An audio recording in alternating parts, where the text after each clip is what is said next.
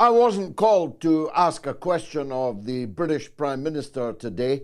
I had my quota of questions for the week too to the Foreign Office Minister in the House of Commons yesterday. But if I had, I was going to say this.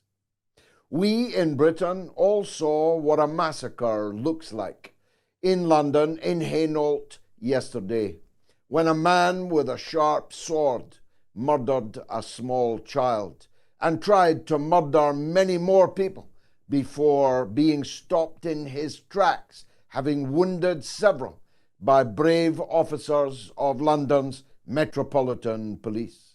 If he had not been stopped, and I pay tribute to the officers who stopped him, particularly the young woman officer who ran at him as he held a large samurai sword covered in the blood of a little boy in his hand.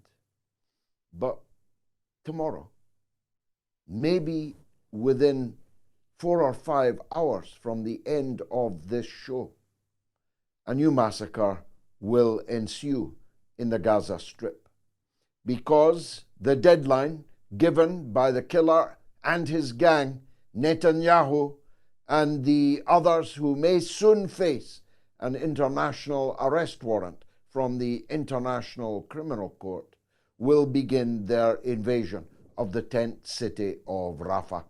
Rafah is a tiny, sleepy little town, or rather it was. Now it is home to 1.6 million refugees, every one of them an international community responsibility, legally, never mind morally, every one of them the responsibility of the governments of the world as constituted in the United Nations.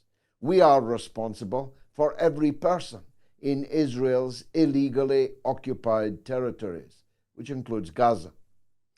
The 1.6 million people who now live there largely live in tents, and we've begun to see just how little protection those tents afford the 1.6 million living therein. Bombs are dropping on tents. Fire bombs are setting fire to the tents. Incendiary munition designed to set on fire tents in a massive refugee concentration are beginning to fall, and children are being scorched. I've just looked at a video of a little girl, her long hair flowing behind her, her face entirely blackened, entirely burned, every inch of her little body scorched deliberately by Israeli ordnance. The women and children who are there, and they constitute the vast majority of the 1.6 million, are looking at their watches, if they still have them, right now, wondering when daybreak comes if the Israeli army are really going to storm such a concentration of defenseless and vulnerable people. They've heard, of course, the President of the United States say that an invasion of Rafah would be unacceptable to him. They've heard the Prime Minister of the United Kingdom say that he is completely opposed to an invasion of Rafah. They may even have heard from the Deputy Foreign Minister in answer to my question yesterday that it is impossible to see, he said, how any invasion of Rafah could be in compliance with Israel's responsibilities under humanitarian law.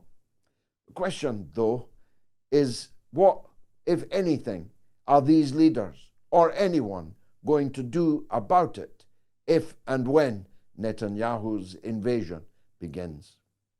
Don't imagine that the men there will go down to the biggest slaughter seen in the world since the Second World War without a fight. There must be fighters in Rafah. Otherwise, Netanyahu would presumably have turned his gaze elsewhere, to the West Bank, to Jerusalem, to Lebanon, or somewhere he would have a man to fight, wouldn't he? He wouldn't be invading if it was only women and children there. Would he? Maybe he would. But I'm pretty sure that there are men who are ready to defend their families in the face of the Israeli army onslaught expected within hours. The Israeli armed forces will suffer a high toll. 12 of them were already medevaced out of the outskirts of Rafah this very day, seriously wounded in some cases, stretcher cases, all of them. There will be many more. There will be many more Israeli invaders laid in their graves, disabled, suffering amputations, and perhaps above all, suffering mental illness from the trauma, the battle trauma that they are about to face. But of course, when your adversary has no air force, has no navy, has no artillery, has no air raid shelters, the outcome can only be one thing, which is mass slaughter. That the Israelis are capable and willing to commit such slaughter is already a commonplace. We have seen them doing it. Even in hospitals, we have seen them doing it.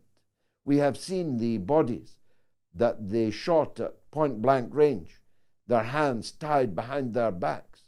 Many of them doctors still in their medical clothes. We have seen many, many prisoners executed, shot dead, and laid in shallow graves. Maybe they even made them dig the graves before they killed them. We know that the so-called most moral army in the world is in fact the world's most immoral army. We know that they will not shrink from committing genocidal crimes because we've already seen them doing it.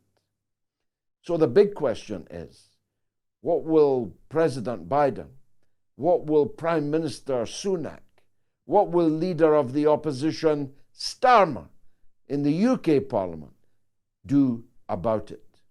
Will they continue business as usual with the killer Netanyahu?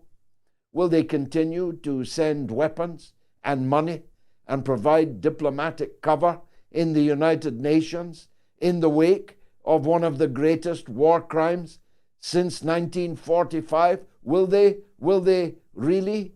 Well, yes, of course they will, because we've already seen them doing it. There is no need to look in the crystal ball. We can read the record of this last 6 months and more. We have seen so far that there is no crime so great, that there is no sin so venial, that Israel's Western partners and allies will not continue to facilitate it, enable it. And we know from the Western media that there is virtually not a single journalist who will stand out against it, who will report it truthfully, who will cry out in support of the oppressed, the dead, and the dying. They are with the killers. And if there is any journalist who decides that this far but no further, if there is any broadcaster who decides that they cannot continue to lie about crimes on this scale, they will be swiftly removed from their positions, as has already happened. Again, you don't need a crystal ball. You know what happened to little Mehdi Hassan after years of kissing the ass of the United States establishment, the British establishment, just because he was a Muslim who found some small sinew of empathy in his miserable little body. He was removed from MSNBC. A young woman called Singita, whose existence had evaded me until now, was just replaced from the London Broadcasting Corporation, LBC Radio, nowadays TV and radio, as is the way of these things, was sacked. without any fanfare, without any announcement. She interviewed a spokesman for Netanyahu's government. She asked him a couple of absolutely ordinary professional questions, but the Israelis protested and Singita is no more. But hey, hallelujah, she's been replaced by Vanessa Feltz, a foghorn shill for Netanyahu, for Israel, and for their crimes. That's what will happen to any journalist who steps out of line. And that's why virtually none have stepped out of line, and in the hope that no others follow. Anybody who has stepped out of line. Ditto in the political process. If you are in the American Congress, AIPAC will spend any money necessary, millions of dollars, to completely unknown congressional opponents so that they can prove that standing up against Israeli crimes doesn't pay. You will lose your place in the legislature. You will lose office. You will lose all that comes with that office. And ditto here in the British Parliament. I am one of a tiny handful that you could count on one hand, certainly on two hands, who are ready to get to their feet and incur the wrath of the Israel lobby in Britain. 80% of all Conservative MPs are members of the Friends of Israel. Who knew? Anybody who knew the history of the British Conservative Party, anyone who'd visited the golf clubs of the Conservative MPs, could never have guessed that though you will not find a Jewish member in that golf club, you can be sure that the Member of Parliament is fully loyal to the State of Israel. 37% of Labour members of Parliament, almost 4 in 10, are members of the Labour Friends of Israel. But at the top ranks of the Labour Party, you simply will not be allowed to sit unless you have pledged your loyalty to a foreign state, moreover, a state condemned by the International Court of Justice, sent for trial, having plausibly, in the words of the court, committed the high crime, the highest crime of genocide, sent for trial on genocide. But you will never be allowed to sit anywhere near the top of the table in the opposition Labour Party in Britain unless your loyalty to Netanyahu and his murder gang is guaranteed. So, no wonder then, given that most politicians are self-serving careerists, small businessmen and women, who are in it for the dough, who are in it for the kudos, who are in it for the best seat in the restaurant, who are in it for someone in a uniform calling them sir, who have not a scintilla of political or ideological belief or principle.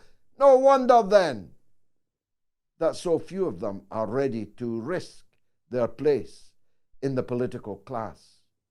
And so we have a scene of desolation, a scene of desolate silence about these crimes that I'm talking about. I saw the little scorched girl only because I'm on social media.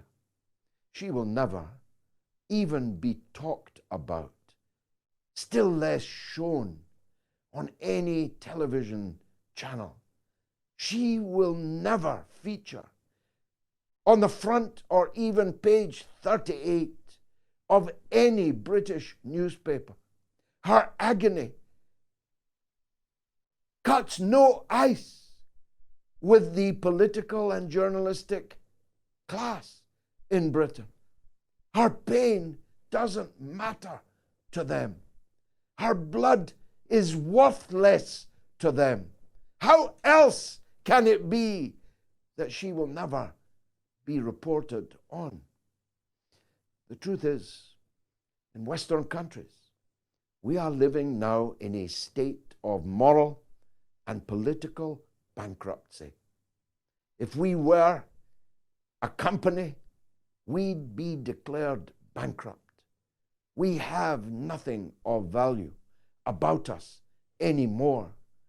We who stood up to Hitler for a time alone in 1940 and 41, while London was burning, our young men of 19, 20, 21 were taking to the skies to fight the Luftwaffe, the Messerschmitts, to shoot down the German bombers. Our young men were on the Channel coast waiting to bayonet the Nazi invader, even though we were by that time left alone.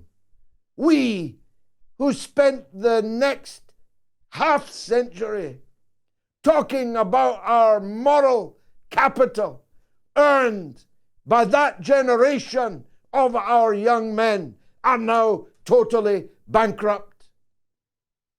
At Prime Minister's Questions today, the leader of the opposition asked every one of his 6 questions about the economic fate of the triple lock on pensions. Not one word did he whisper that a great war crime is due to begin tomorrow. That was left to the gallant young leader of the Scottish Nationalist Party, who gave both of his questions to that subject. It was left to the leader of the Green Party, who used her question powerfully to ask the question the Labour leader didn't have the guts or the moral fibre to ask, namely, what are you going to do if this great war crime begins tomorrow on schedule? And we have seen fascism come to America. The sons and daughters of the American people have been clubbed, have been shot with rubber bullets so far, have been gassed, have been attacked by fireworks, attacked by injected, diseased rodents released into their midst, have had their water cut off, their electricity cut off, their food forbidden, starving as if they were in Gaza. Who ordered it?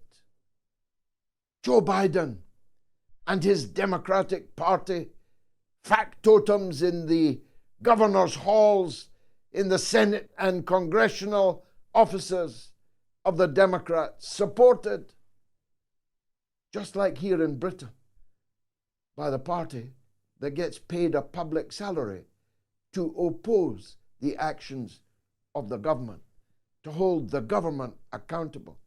Instead, both cheeks of the same ass are clenched tightly together, disgracing America, hurting their own constituents' children, ruining their lives, threatening them with no diplomas, no graduations, no references, their fees forfeited.